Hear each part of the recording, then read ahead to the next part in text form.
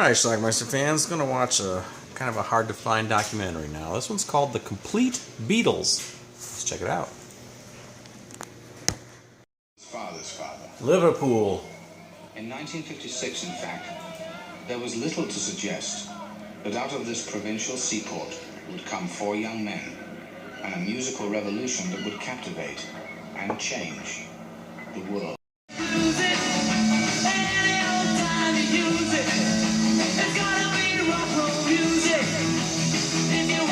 Their success. But behind them lay 8 years of hard work and frequent disappointment. Yet they were determined, and they were lucky. The Everly Brothers. They show us some of their influences first. Eddie Cochran. All became their idols. But no one captured that sound and spirit better than a 21-year-old trucker from Tupelo. Here's John. When Skiffle hit England, Mimi bought him a guitar. John soon formed his own group, the Quarrymen. The Quarrymen copied all of Lonnie Donegan's numbers. But from the beginning, all attended a local church festival John and Paul in nearby meet. Woolton.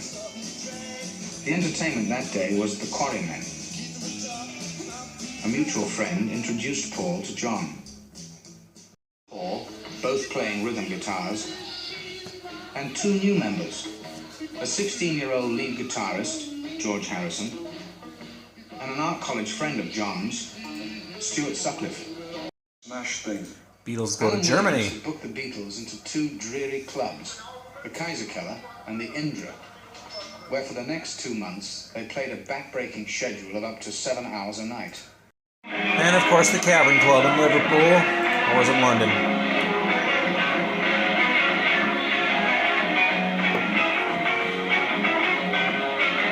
My Bonnie. The Beatles' first manager, Brian Epstein. A place like the Cavern. I was immediately struck by their music, their beat, and their sense of humour actually on stage. And even afterwards, when I met them, I was struck again by their personal charm. And of course George Martin. Ever on the alert for new ideas, Martin was intrigued by the demo Brian played. The music wasn't practically original. There were no great songs there. It was just the sound was interesting.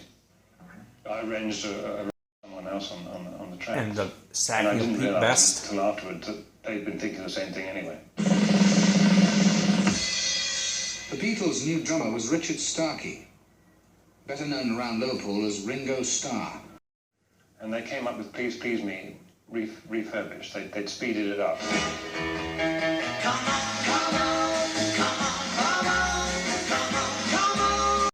And the boys get extremely popular.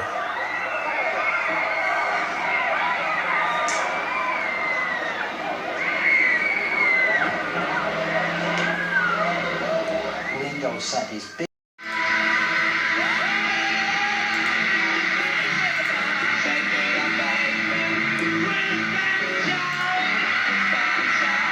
In December, And America. independently of one another, DJs across the country began playing imported copies of I Wanna Hold Your Hand.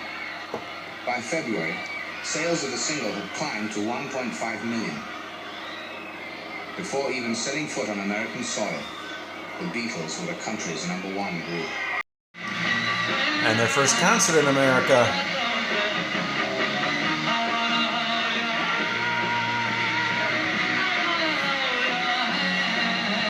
And they make a movie. Night. The movie, directed by American Richard Lester, showed the Beatles being their own witchy, charming selves and featured 7 new Lennon-McCartney songs. People betting they slept on who slept on what sheet and was belongs to who, Ringo, George, or Paul. Now, when you get these things cut up into 1 square inches apiece, what are you going to do with them? Sell them. Generally with an acoustic guitar. Some footage within Abbey Road I would sit studio. myself on a stool in the studio and they would stand in front of me and just sing away. And then we would work out what to do, right? Okay, let's decide how we're going to do the introduction. Should we have a change of key? What instrument should we bring in?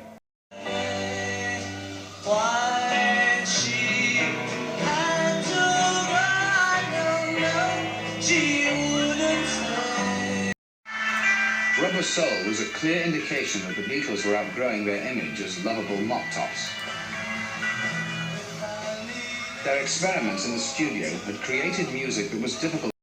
and our fantastic Beatle boycott is still in effect. Don't you forget what the Beatles have said. Don't forget to take your Beatle records and your Beatle paraphernalia to any one of our 14 pickup points in Birmingham, Alabama. To England, that we meant more to kids than Jesus did, or religion at that time.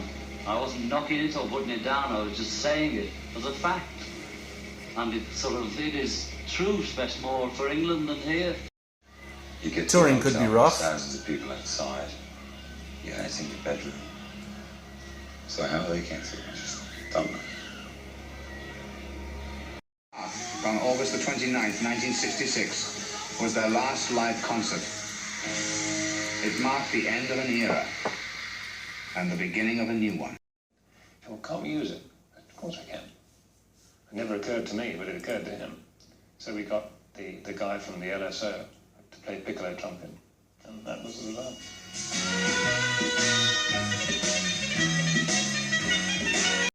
Than ever before. As the music became more complex, Martin, as composer, arranger, and producer, continued to lead them into new musical territory. And Sgt. Pepper. Listening and re-listening and discussing it. And everyone at that point just considered it a major event. Britain on Our World, the first worldwide live television special.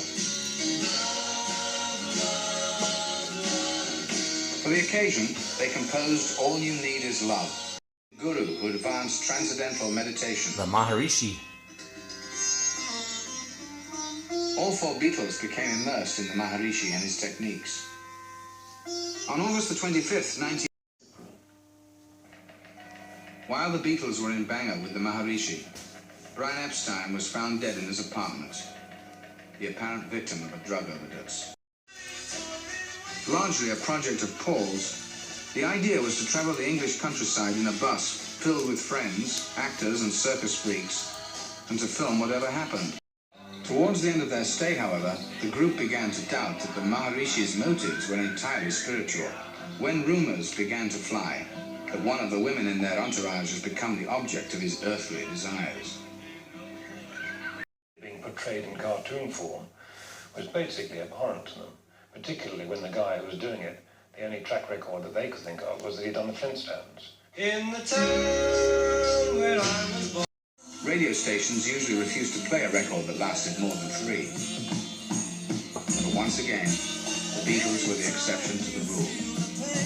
Hey Jude became their largest selling single of music, and they weren't terribly interested in what the others were doing anymore. Sit beside a mountain stream. 1962, and I was on a tour with Little Richard and Sam Cooke, and on the show was a lot of English groups, the Beatles, Jerry and the Pacemakers, and a bunch of others. Billy Preston's enthusiasm wasn't enough. The disillusionment and the bickering that had begun during the White Album sessions intensified. I've got to record like we used to. Will you produce an album like you used to? I said, well, if you'd allow me to, I will. And that's how we made Abbey Road. Them working together as a band, almost as if they knew it was to be their last hurrah.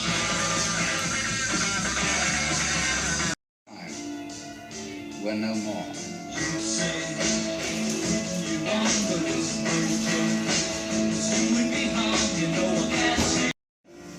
You can be big-headed and say, yeah, we're going to last 10 years. But as soon as you said that, we're lucky if we last 3 months. You were only waiting for this moment to arise. All right, let's talk about the Complete Beatles. Notice complete is spelled P-L-E-A-T, just like beat in Beatles. Get it? See what they did there? Anyway, we got a 1982 documentary narrated by Malcolm McDowell. This movie here, it's, like I said, a documentary about the Beatles. It doesn't have any interviews with the Beatles themselves, although it does show a lot of film clips. Shows a lot of concert footage, a lot of other stuff, including interviews from Billy Preston, George Martin, who I believe George Martin sat down for to do interviews for this particular documentary. I'm not sure, but I believe so. It didn't look like it was something old and taped. But anyway, it's a fascinating documentary. It's very well put together. In fact, this documentary was regarded by Beatles fans as the end-all and be-all greatest documentary there was about the band until the Beatles anthology came out in 1995. I have a pre-recorded VHS of this movie, and it's which says 1993 copyright on it, and it's never been released on DVD. And I found out why actually. Right around the time the Beatles anthology was being put together, Paul McCartney bought up the rights to this movie. I don't think he had anything against the movie, but he didn't want any sort of competition with the Beatles anthology at the time. So he just bought this up and basically kind of shelved it and made it so that it cannot be seen again. That's probably why it's not on DVD today. Although if he owns the rights, why not put it out now, right? Anyway, this is a DVD-R that I made from that VHS tape that I have. That's what the cover art of the VHS tape looked like. Anyway, it's a really good documentary. It starts from their early days in Liverpool, even before before Ringo Starr joined and Pete Best was their drummer, even before the boys even met. And it goes all the way through the end of 1970, basically, when they broke up. There's really not anything at all about post-Beatles in this movie. It's just, except I do have a little prologue at the end where they say what happened to each of the four of them, and it does document John Lennon's assassination in 1980. But other than that, it basically just deals with the about 8 years that they were together, from 62 to 70, in that range there. An incredible amount of good music on here. In fact, there's actually 50 Beatles songs that are played in it. That's quite a good chunk of their catalog, they little play bits of. In fact, there's a couple of them where they played damn near the whole thing. Some concert footage. It's just really good. It's a really good documentary. I don't know what else to tell you about it. I mean, if you like the Beatles, you're going to love this documentary. And I do like the Beatles, so I love this movie. It's very good. I originally had this back in the very late 80s. I had it on a VHS tape. I taped off of cable or something.